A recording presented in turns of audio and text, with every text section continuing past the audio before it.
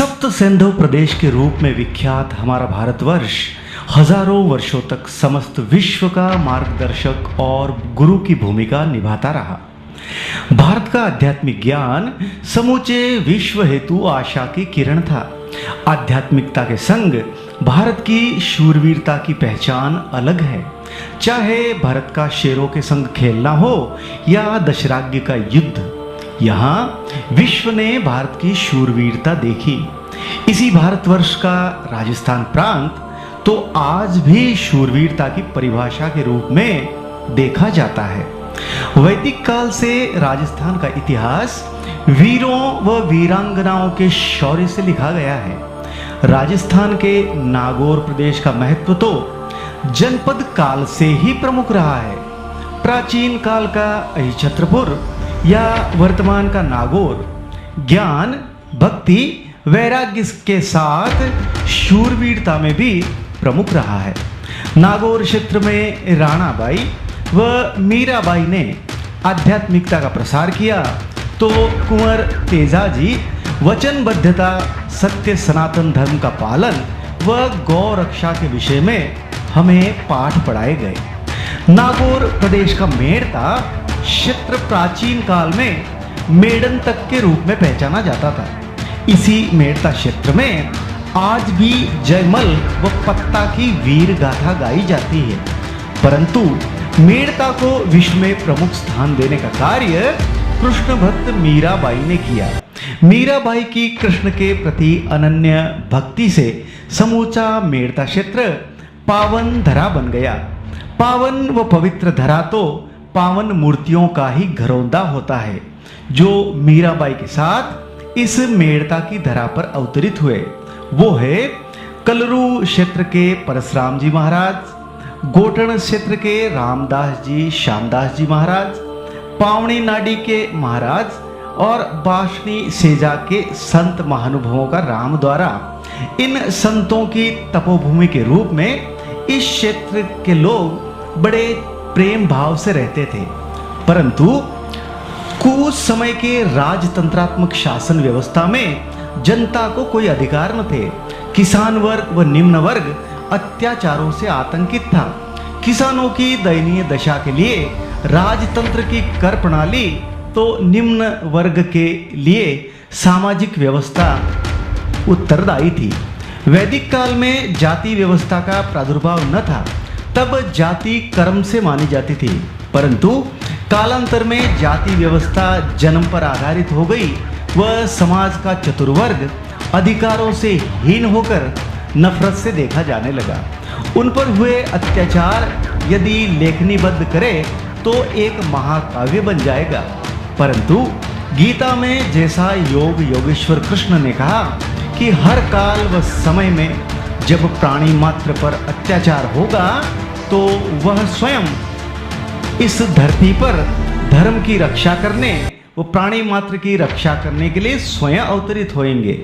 वह इस बार वो श्री राम जी अंबेडकर के पुत्र बने व भीमराव अंबेडकर के रूप में दुनिया ने इन्हें जाना।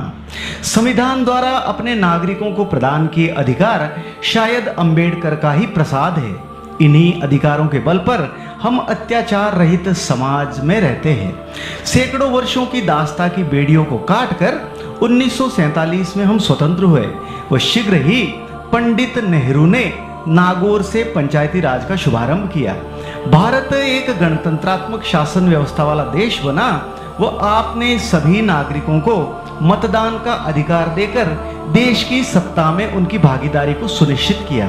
परंतु जनता को प्राय उनके प्रतिनिधि से असंतुष्ट देखा गया है, जिसके कई कारण हो सकते हैं। परंतु जिसे यह पता हो कि जब भूख लगती है तब कैसा लगता है, तो वह हमारी पीड़ा को समझ सकता है, वह हमें समस्याओं से मुक्ति दे सकता है।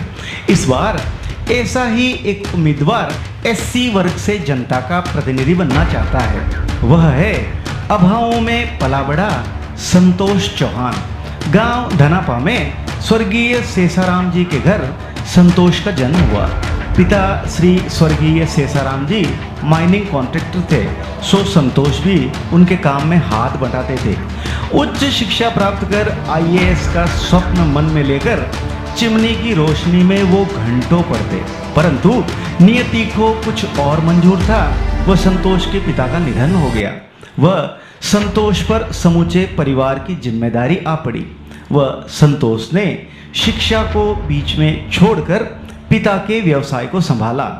कोमल बाल हृदय प्राय चालाकियों को न समझ पाया। वह कई बार खुद का ही नुकसान कर लिया। पिता का साया सर से उठने के बाद लोगों ने कई तरह से उन्हें परेशान भी किया, परंतु संतोष ने सभी परेशानियों का सामना किया। वह कक्षा 10 तक की पढ़ाई की, परंतु अब संतोष को पिता के व्यवसाय व शिक्षा में से एक को चुनना था। माँ व परिवार की जिम्मेदारियों से उन्होंने शिक्षा को छोड़ा व पिता के व्यवसाय को पकड़ा। जिन हाथों में पहले कलम रहती थी, उन्हीं हाथों से संतोष पत्थरों के ट्रक भरने लगे। मेहनत रंग लाने लगी। वह माइनिंग कॉन्ट्रैक्टर की श्रेणी में संतोष चौहान का नाम चमकने लगा। उन्होंने सभी बातों का सामना किया। वह अपनी मेहनत से ही अकेले इस राह पर चलते गए। वह आज भी चलते चलते आपसे यही कह रहे हैं कि हाँ, मैं ही हूँ वह जो दलित है, जो गरीब है, जो अत्याचारों से पीड़ित है, जो युवा है, जो समाज के लिए कुछ करने का जज्बा रखता है। क्या मैं आपका प्रतिनिधि बन आपकी आवाज़ उठा सकता हूँ? मुझे आपका आशीर्वाद चाहिए।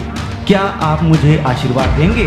यदि हाँ, यदि मैं आपका प्रतिनिधि बनता हूँ तो जनता जनार्दन की सेवा व कार्यों में मैं रत रहूँगा। गणतंत्र से जनता व उसके प्रतिनिधियों में विरोध का कारण प्रतिनिधि के व्यक्तित्व में उन गुणों का न होना जिसका बखान उसने चुनाव में विजय प्राप्ति हेतु किया के कारण होता है। कुछ गुण तो हमें जन्मजात ही प्राप्त होते। प्रभु की कृपा है कि संतोष चौहान पर जो सद्गुणों का प्रसाद प्रभु ने उन्हें दिया, सेवा की भावना संतोष को पिता से विरासत में ही मिली है। स्व शेषाराम जी ने अपने जीवन काल में कई मंदिरों का निर्माण किया। उनमें बायड़ का जालमदास जी का मंदिर मुख्य है, जिसके 30 बीघा में बाउंड्री का निर्माण करवाकर वहां ट्यूबवेल का भी निर्माण किया था। पिता के नक्शे कदम पर चल संतोष ने भी गोटन में स्थित रामदास जी श्यामदास जी महाराज की समाधि स्थल पर 18x20 साइज के हॉल का निर्माण करवाया, जिसकी लागत लगभग 5.5 लाख रुपए आई। गोटन के भक्तों हेतु कथावाचन करवाने में संतोष प्राय आगे रहते हैं। मुक्तिधाम की देखभाल व यहाँ के साधुओं की सेवा को संतोष अपना परम भाग्य मानते हैं। इन साधुओं की सेवा के फलस्वरूप संतोष को इनसे ज्ञान भक्ति का व संसार में रह रहे प्राणी मात्र की सेवा करने का उपदेश मिलता है। सभी से संतोष चौहान चीख चीख कर यही कहते हैं कि यदि मैं आपकी सेवा कर पाया तो मैं धन्य हो जाऊंगा, क्योंकि अमर तो मैं भी नहीं हूँ।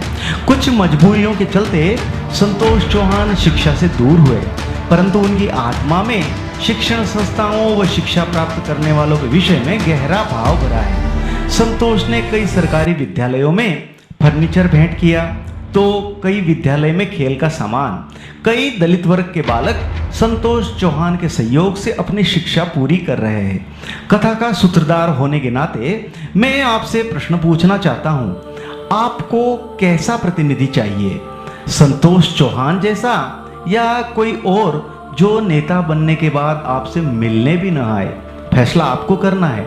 मैं तो आपको संतोष चौहान के व्यक्तित्व के विषय में बता रहा था। गणतंत्र में अपनी मांगों हेतु धरना प्रदर्शन के विषय में आपने सुना होगा, परंतु आम जनता की सुविधा व उनको न्याय के लिए संतोष चौहान ने पुलिस प्रशासन के विरोध में ही धरने पर बैठे। वो अपनी मांगे मनवा कर ही धरने को समाप्त किया। उस वक्त कई लोगों ने उन्हें गलत कहा, उनका विरोध भी किया, परंतु सत्य का तो प्रारंभ में विरोध ही होता है। जब लोगों को सच्चाई का पता लगा तो लोगों ने उन्हें माना, अन्यथा पुलिस प्रशासन की सेवा में संतोष सदैव रत रहते हैं। गोटन पुलिस स्टेशन में जल मंदिर का निर्माण इसका उदाहरण है। उन्होंने कई स्थानों पर रोड का जाम खुलवाया, जहां पर कई गणमान्य व्यक्ति भी इनके साथ थे। मेड़ता विधानसभा क्षेत्र में संतोष आपके प्रतिनिधि बन मेड़ता क्षेत्र की समस्याओं को दूर करने हेतु कटिबद्ध रहेंगे। किसानों की सहायता व पर्याप्त बिजली, आम आदमी को उसका अधिकार व सभी को पानी, बिजली, रोड लाइट, चिकित्सा की सुविधा की बात हो। संतोष चौहान आपका प्रतिनिधि इस कारण भी बनना चाहते हैं कि राजनेता व जनता के मध्य दूरी कम हो व जनता की सीधी पहुंच अपने नेता तक हो। ऐसा होने पर ही अत्याचार का शासन समाप्त होगा व समाज की 36 कौम को साथ लेकर चलने का इरादा रखने वाले संतोष आपको मात्र एक मौका मांगते हैं और वो भी आपकी सेवा का, क्योंकि अपनी मेहनत से उन्होंने सुख सुविधाओं के सारे साधन जुटा लिए हैं, बस सेवा ही बाकी है। आज मेड़ता विधानसभा क्षेत्र की समस्याओं को दूर करने हेतु संतोष चौहान जैसे ऊर्जावान युवा की आवश्यकता है। प्रश्न तो जनता से है, क्या उन्हें कर्मठ, ईमानदार व मेहनती प्रतिनिधि चाहिए? भारतीय संस्कृति की वाहक व पवित्र जीवात्मा गाय की सेवा को संतोष मुख्य मानते हैं। कई गौशालाओं में आर्थिक दान देकर संतोष अपना कर्तव्य निभाते हैं। वह यह मानते हैं कि गायों की सेवा से ही उन्हें सेवा भावना की इच्छा जागृत होती है। राजनीति व द्वेष के कारण लापोलाई की दुर्दशा को मिटा उसे सेंटर पॉइंट ऑफ राजस्थान बनाने की इच्छा रखने वाले संतोष चौहान आपसे आपका प्रतिनिधि बनकर आपकी सेवा का अवसर मांग रहे हैं। कई विरोधी व द्वेष रखने वाले वृत्तचित्र की बातों को झुटला भी सकते हैं। सो आप कृपया उनकी वास्तविकता को जाने व अपनी आत्मा की आवाज़ सुन इस बार मेड़ता विधानसभा से संतोष चौहान को अपना प्रतिनिधि बनाइए। मैं आपको विश्वास दिलाता हूं कि आपका फैसला आपके काम आएगा। प्रणाम। जय हिंद।